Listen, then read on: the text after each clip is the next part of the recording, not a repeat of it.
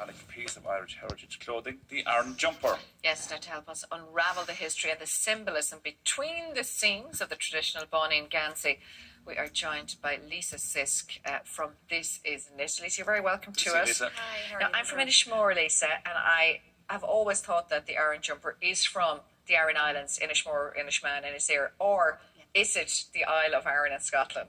It's definitely not the island of Arran in Scotland. There has been some confusion about that over the years, but it's 100% of the Aran Islands, and particularly of Inishmore and the western coast of Inishmore. Okay. When did this style of knitting begin, and who began it? So it's a little difficult to actually trace the history of it because it was passed on orally. The patterns weren't written down, they were handed down through the families. But I suppose it was identified and commercialised in the 1930s by a wonderful lady called Muriel Gahan, who was quite high up in the Irish Countrywomen's Association. And what is this style exactly?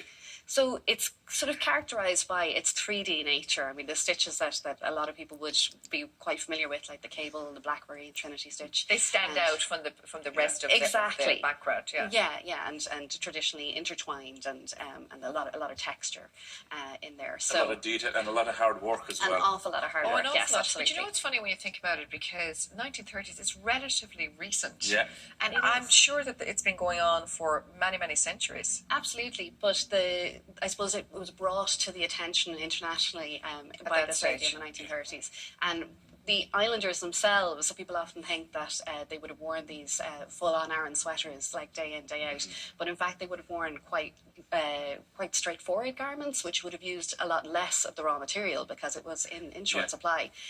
So you can see...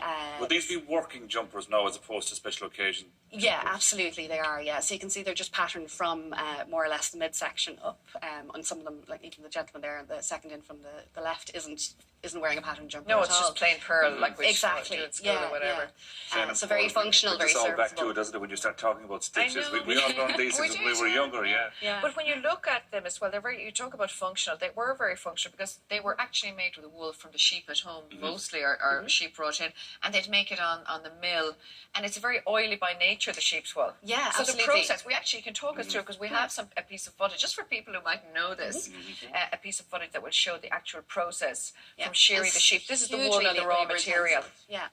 So you can see they are washing and scouring, washing it out by hand, but it would have maintained a lot of the natural lanolin of the sheep, so that would have helped with the water repellent nature of the wool. And this is kind of straightening it out, isn't it? Demonstrating, yeah. What are these called? They're hand carding combs. Hand carding combs, yeah. So but it's very interesting what you say there about lanolin, because that is what made them waterproof. Because these men that we saw there would be out fishing in Corks every day. It would be raining, but instead of sticking to like commercial synthetic wools like we have now, it will run off the jumper. Yeah, absolutely, yeah. So and that's just a trait of the natural product. Did certain families have certain patterns then when it came to the Aran jumpers? Yeah, so it's less associated with surnames, which I think people, again, it's kind of a conflation of the Scottish, the kilts and the tartans. So less associated with that, but definitely because the stitches were passed down from within families, that you would see styles kind of clustered around. So it was a natural thing in one sense. So they didn't set out to create a pattern. It was just because it was handed down from generation to generation. The significance came sort of after that. Then. You have a little shawl here. They're different. This is what we did all the stitches in school as kids, But this is like the honeycomb, isn't it? It is the other way around. Sorry, hold the other way. Sorry. So you can see, and this is where we're talking about the 3D nature. So it stands out, and the work they say that the honeycomb stitch is. But look at the detail. Look, I know. Oh my God, it's fantastic. And what is this stitch here now at the end? Is that just a larger? Because I don't know that one. Yeah, it's just another variation on a kind of zigzag, but with slightly more roundness to it. We actually have some in studio, don't we? Here some pieces that you brought in. So this here, for example, we call that the krúb kirke down the middle, which is like the hins. The krúb is a leg or an arm, like krúb, a foot.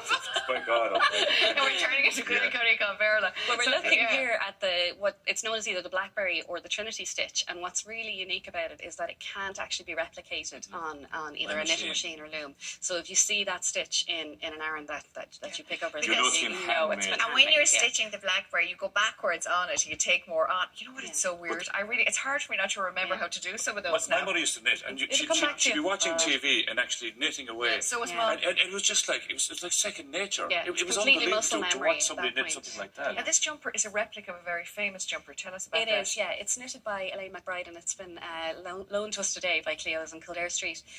It was brought to, or the original one was on display in the Museum of Modern Art in New York in the 1930s, when they had an exhibition of iconic garments from countries around the world. So for Ireland, obviously, it was. Well, that's great to know that this is our iconic garment. But you remember people knitting in the Iron Islands more growing up? Your mom was sitting at home, and But would they start knitting during the year then to sell them to the tourists during the summer? And it still is like that at home. Like when you go to Inishmore, of course, there's loads of crafts shops and all that, but some are machine knit, and some are hand knit by the women still there. It's a cottage industry, and I'm sure it paid a good few bills around Could you the imagine house. back in the 30s and 40s? Yeah, 50s, 60s, 70s, all the way 80s. up, all the way up. Yeah, and But it's it was an incredible, valuable source of income where unemployment was rife. So it really did help the women at the time just to earn a little more. How long would it take to make one, or how long should you take to make one? I know that's an odd question because I probably would have seen Mom make it. How much time do you have to make one?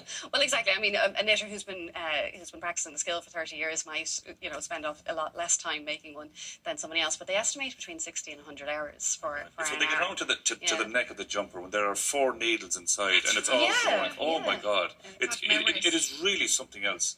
It's to really watch. And I really think it's something you do learn over time. So For sure. it's really interesting. But anyway, it's not just here that people are interested in, of course, in the Aran stitches. A man who's really, really interested in this. A man who actually came to Inishmore, I believe, all the way from Vancouver, where we're heading to now.